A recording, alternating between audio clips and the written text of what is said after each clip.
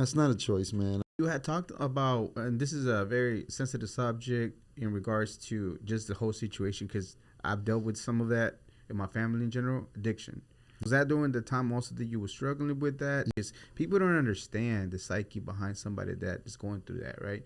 People Yeah. make it seem like it's easy to just say, "Why can't you just stop?" But it's just not that. Like it's not that simple sometimes, Nah, right? it's not a choice, man. I think addiction is like people think you didn't love us enough or you would have stopped. You didn't love us enough to stop. But it's not a choice. I think it's more like a disease. When my father, I had a thing with my dad where he was an addict and it put me through the same thing, but I didn't really understand that until I got my own addiction. When I got my own addiction, then I realized, oh, well, you could really, really love somebody to death and your actions can make it seem like you don't care about them. Was there a rock bottom, or where did you gather the strength to be able to either seek help or just on your own will stop? I think you just gotta kind of be fed up. Like I went to AA.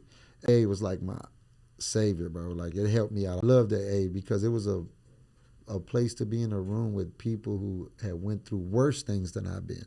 I was on when you look at addiction, I was like at the very beginning steps and I felt like my life was over. When I went into AA and then I realized there was really rock bottom. That was really lower than I was.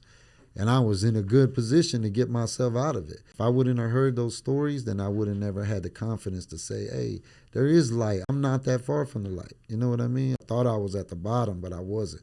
I was really still at the top. The best thing about that was that I never had a withdrawal. When I was ready to get off of it, it was gone.